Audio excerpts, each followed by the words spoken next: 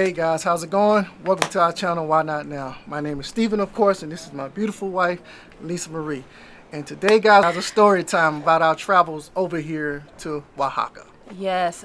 So you guys who are our faithful viewers, thank you again for joining us. Thank you for following us through our journey here through Mexico. As you know, we have our temporary residency and we just moved to beautiful Oaxaca de Juarez, Oaxaca City, Mexico, from Queretaro, Mexico, guys. And you know, you guys know we have two little Yorkies. Well, one's actually a Morkie and one's a Yorkie. The little guys are toy dogs. And we wanted to kind of give you like an idea of what our travels were like, and because we had a viewer ask us, how do you guys manage, you know, do you have a lot of luggage, you know, how is it traveling with dogs? And we wanted to kind of just fill you in on our day. We wish we could have done some recording, but guys, honestly, it as always, it's a challenge for us. I'm gonna be very straight with you guys, and you know how I am. I have no coots sometimes. I don't hold back, but if I don't get vomited on from my little guy Joe Pesci, guys, you guys know Joe Pesci from the vet expenses video that I did. I'll pin that below in the comments. You know he has seizures. You know he gets motion sickness, guys. And if he doesn't throw up on me, it's a beautiful day, and that happens maybe very rarely. So guys, I'm always prepared for a disaster as a mother would be of their child. This is how it is. So let's start our travel story off from leaving Querétaro. We were actually about a 30-minute drive away from the airport, which turned out to be 3 times that much. So I'll let my husband start off with that. First off, you guys know you're rolling the dice once you're trying to find a Uber, because the Ubers down here in Mexico, guys, the majority of them will be smaller cars. But luckily, we ended up finding someone that had a larger car. A standard car, Standard car that was able to fit we had three luggage suitcase, and we had 2 backpacks. Huge backpacks. And then the dogs. Like I said, the recording, like my wife said, the recording was going to be impossible. So we were able to get her to come pick us up. She picked us up. We loaded everything up.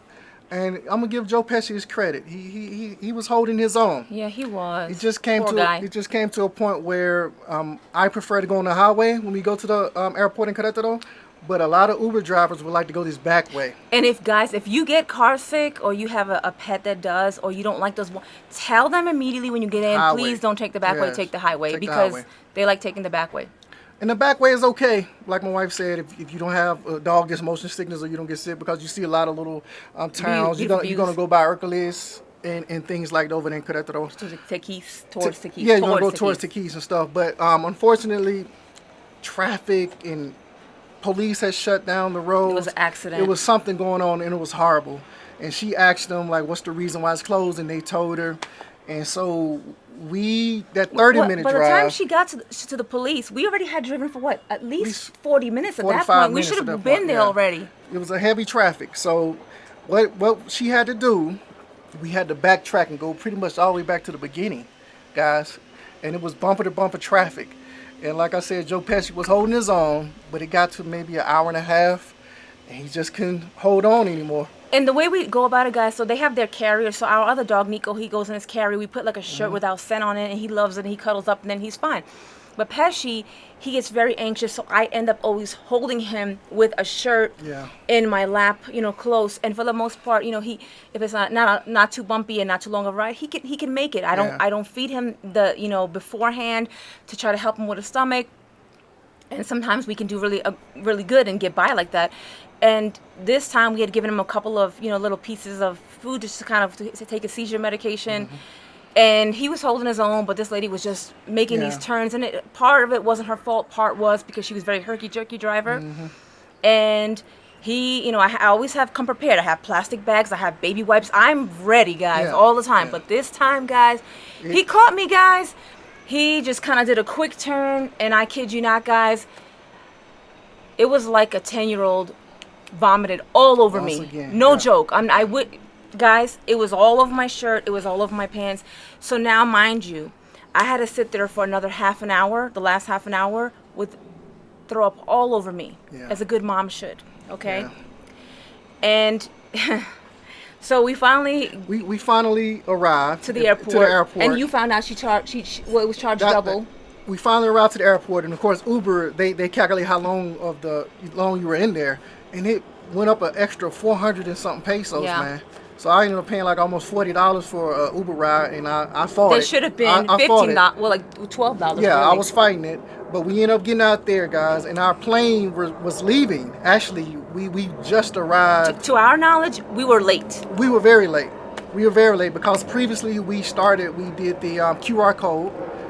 We did the QR code, 12 hours before? Yeah, guys, make 12 sure hours you do before. that for the COVID, so you don't have to be fumbling with your luggage and on your phone when you get to Yeah. the airport. 12 hours before the departure of your flight, do it online, guys. And To they make sure check you it. get your QR code, take a picture of it with your phone, so you can just quickly go show them it and get through. Yeah, they checked that. So we had to get in line to check in. We had to check in with the dogs and to the pet owners, to the parents out there. You guys know it's kind of somewhat of a struggle with the dogs. You have to go there, have to weigh them, you have to check the paperwork, and also you have to get the paperwork from the vet showing that they're okay for the airlines to fly. Right. You have to make sure they have the rabies vaccinators up to date, Right. and heartworm and all those things. Yes, Make sure that guys. they're Make sure that you have all of that done, and don't get a rabies shot last minute, because I think you're supposed to have.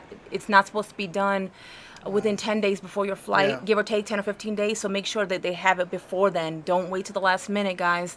Have your paperwork, like I do, in a folder in a place in your backpack where you can easily get it out when you need to and access it, because they're going to want to take copies of your paperwork. They're going to want to see the rabies.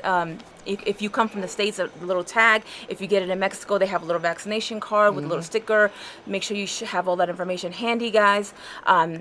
And don't put any food within their carrier. You can have like a little shirt. They don't make a big deal within their in their carrier, but make sure you're ready, because they're going to weigh them. They're going to want to know about the breed and all of that. They're going to want they call it health certificate, which is truly not like the health certificate we're used to when we hear that back in the U.S. with the Department of Agriculture.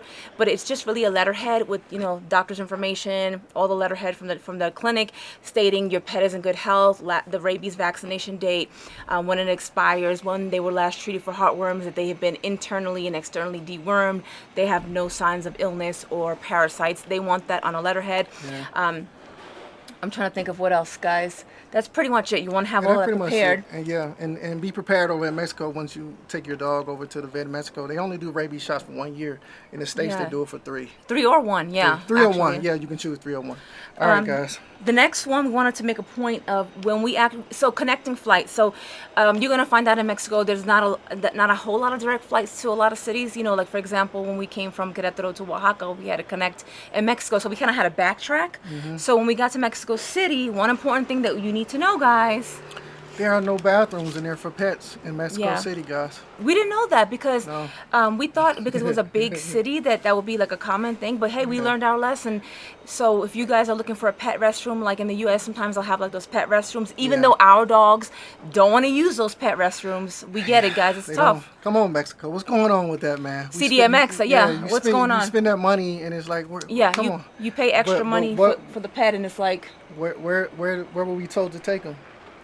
well, we weren't really told. They hinted, like they were like, there's a family restroom, which is actually just a regular Yeah, restroom. So regular bathroom. when I went to the restroom, I asked the lady. I said, permiten con mi mascota? Like, can I go inside with Yeah. my pet? Do you permit me? She's like, I didn't see you. She kind of like gave me a hint, like, I go in, I didn't see Yeah. you. So the people are nice. They feel bad about it. But honestly, guys, if your pet is like mine, they're not going to just use a bathroom in the regular public No. area and then let you clean it up. My dog is just like looking at me like, what are we doing here? I don't want to get in trouble. Yeah. Yeah. But we had seen another gentleman. He had a French bulldog, whatever. He had gone in the bathroom. So that's what they do in Mexico City. So be prepared for that. And like we mentioned previously, in the downside of living in Querétaro, Mexico, we were saying the connecting flights always normally go to Mexico City, guys. So be prepared if you have pets to go to Mexico City for the Yeah. most part, majority of the time.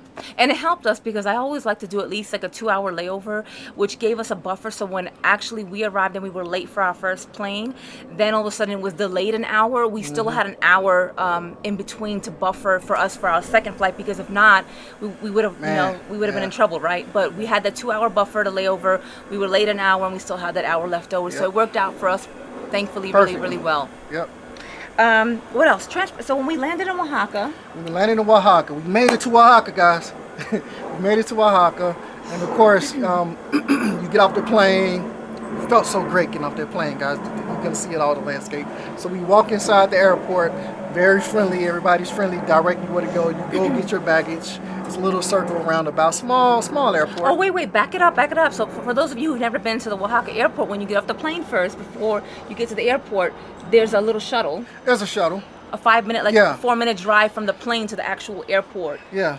And to back it up a little bit more, that's something I noticed over here that they pick you up on a bus like a shuttle and they drive you to the plane. That's something that, okay, cool. Yeah. So you get off the shuttle and you drive up to the thing to the airport. They drop you off, and then you walk in. You get the baggage, a little small airport, and you walk in, guys, and you have to look for a sign saying "Colectivo Taxi," or if you have someone else already there to pick you up, lined up, because Dee Dee's not allowed to come to the airport, and Dee Dee rules. They're not, huh? I don't think so. Yeah, and Dee Dee rules down here, guys, in Oaxaca. From what I've There's been no seeing. Uber. There's no As Uber of right down now. here. As of right now, It could change. This is just us just telling you. Okay, so back to the story. So you go get the Colectivo, and the prices range from, they charge you per person. The first price was like different zones. When I was doing research online, I kept finding information from like 5 or 7 years ago. People were saying, oh, it's 90 pesos, 90 pesos per person for the shared colectivo, which allows, I believe, up to 6 or 7 people, right? So when we went there, obviously things change over the years and prices go up. So you come out after you get your baggage and you're walking towards, like, if you're going to leave the airport, look at your right hand side, you're going to see a sign for taxi, a booth, taxi. And that is where there's a colectivo. So you go there and you tell them you want to take a colectivo. And now it's split by zone, like zone 1, 2, 3, And 4. 4, I think. The first price was for zone 1, I think, was 100 pesos per person, guys. Per person. Zone 2, which is where we were going at the time, which was Xochimilco, that was 160 pesos per person. 160. Or 130. Maybe 130 or 160 pesos. And then the price goes up from there, Then guys, it was, the further you go. Then it was like 300 and something, and then the last was like 525 pesos per zone, right? Yeah. So just keep that in mind, guys. You're going to pay per zone. They have a map there, and they just kind of point and say, well, you're in this zone. And then they give you pay, that you get a ticket. You hold on to the ticket. They're going to give you like three slips of receipts. Then you walk outside of the airport, cross the street. You hold on to the airport. You hold on to the no, not the airport. You hold on to the receipt, and you walk across the street. They tell you where to go, and then a gentleman points you into what colectivo to go to. But before we get out there, he asks you, do you want a colectivo or you want a taxi? I think a personal taxi or something like that. Yeah, That's what I recall hearing, which would be more. So you go out there, and then you give him the receipt, and he looks at the zone where you're going. And then he loads you up, and then I think like a maximum of 6 people, 7 people inside the colectivo. Yeah, for sure. And then you share the ride, and we had a lot of luggage. I mean, we had two small, and then 1 large luggage, and then 2 humongous backpacks huge backpacks that barely could fit into the airplane. Exactly. So we were able to fit our luggage in the back, and we squeezed in with everybody else. And from the airport, it was about a 25-minute ride to Xochimilco. And what ended up happening is everybody else was going to one particular area, which they were going to check into a different colectivo to continue their destination. And then we were the last ones remaining for the additional, I think, 8-minute ride. And then he took us all the way to our final destination, to our door, pretty much. He was a cool guy. Yeah. Cool guy. So it was really easy, definitely more affordable than a personal taxi, I would say, for us to pay, I think, 160 pesos each. That was fine for us. We were good. It was 320 pesos total. Something like that. And for the 25-minute drive. So, guys, I just thought about something. When you come out of I'm going to back up a little bit. When you come off the plane and you take that shuttle to the airport, before you walk into the baggage claim, you're going to see some grass there. Of course, I feel bad for my dogs. I saw grass. What do I do immediately? I let them go and run and go use the bathroom. They had been holding it for a few hours at that point. And somebody came over, and they were nice about it and everything, guys. They were like, oh, no, you can't have the dogs use the bathroom here. So just keep that in mind. I mean, if your dog has to urinate really quick, I let them go. But you're not supposed to technically let them go to the bathroom there. Yeah, you can get away with it, but my wife wanted to let them off the leash and all that stuff. Yeah, I shouldn't have done that. And it's like, no, just let them do what they need to do real quick and then go out. So, yeah. Okay, fast forward. So now we take the colectivo. We're at the Airbnb. We'll insert a clip of we are in Xochimilco. We punch in a code to get into our door, and there's this long alleyway, a very narrow alleyway, until we get to the very end, which is where there's like a shared apartment setting type thing. With one of them was an Airbnb, the rest were long-term renters. But of course, the guy was doing construction out there. Oh yeah. Oh my gosh. So here And we are with trying to roll three. two dog carriers, three pieces of luggage, and two big Yeah. backpacks, right? And the whole sidewalk was smashed like somebody took a sledgehammer, and we're like Yeah. trying to roll It was these. it was a workout because I had to walk up some stairs with him and stuff and all this stuff. But yeah, it was a workout in a long walkway. But no, and we got to the Airbnb, and the Airbnb it does its job. It does the job. Yeah, It no, does the it's job. definitely very basic. Very basic. We had some basic things like, and we were fine with it. Like Yeah. we had an instance where our power went out like a couple times, but I think they were fixing something on the line, so that made sense, which caused the pilot light to go out. So we had one Lost day hot without water. hot water. But then as soon as we told the lady the next day, she's very responsive. I'll give her that, very responsive. But we didn't have a TV in our Airbnb because we wanted to pick something that was modest because we like to save money, right? And it didn't have like a microwave and basic things. So, there's certain things you have to get over. Like, it just depends on what you're okay with. We were fine with it, but minor things like that. But once we got settled in, we woosah'd and we were like, Guys, it has fast internet. Fast Super internet, fast. especially for what we're doing. Fast internet, and it's the location. Location. right. That's The key. the reason that people were renting. We noticed Yeah. that the Airbnb itself was just, it was okay, but the location, you can come out and eat wherever you want and have a cafe. You can go to a cafe and walk down the beautiful, quiet streets and stuff like that. So that was very, very enjoyable. So if you're a person that likes location, for Xochimilco being it's the oldest neighborhood, I One of think, the in Oaxaca oldest. City. Yeah, oldest So- in Oaxaca City. Know that your unit is not going to most likely be this fancy unit because it is the oldest neighborhood, Yeah. but people come and stay here for the area, for the community, for the history. So that's why they stay in this area. And get out of that. Coming from, we were talking to a gentleman the other day from Canada, and we were saying, he was like, oh yeah, the Canada, United States, we kind of used to our privacy, so you have to get over that because it's not really a private area, but it does the job. Yeah. It does the job.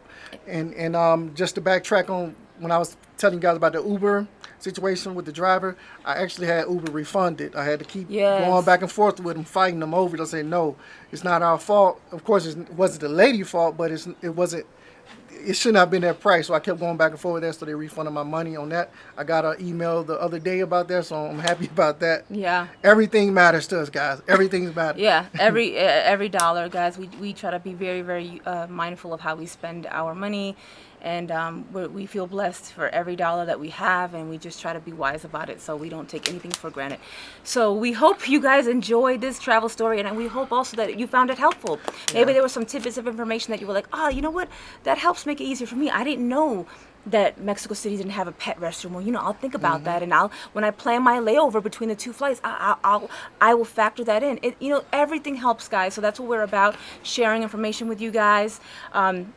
Stay with us on this journey, guys. For those of you who have continued to support us, thank you. Whether it be by a financial contribution via the pinned comment or description below, the links that we have, via by giving us words of encouragement, sending a comment on our page, or giving us a like, sharing our content with social media. Thank you guys for doing that. There are people who have told us, you know what, guys, I shared your content on social media. We so appreciate that, guys. Thank you for that, because the more people we can reach and that can find our channel, that can find our resources, our free resources, we feel very blessed for that. We hope to bless other people. So thank you, guys, and we will end it as we always do, guys. Live the life that you were meant to live.